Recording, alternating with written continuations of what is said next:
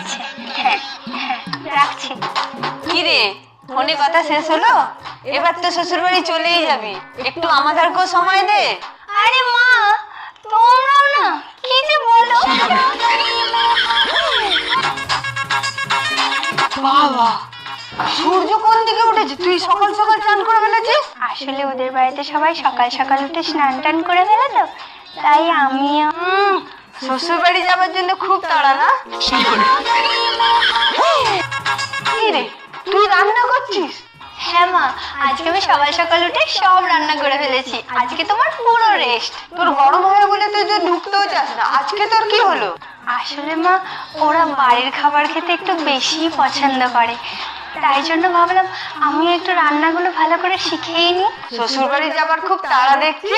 আরে মা, হ্যাঁ মা, হ্যাঁ বাড়িতে জানিয়ে দেবো।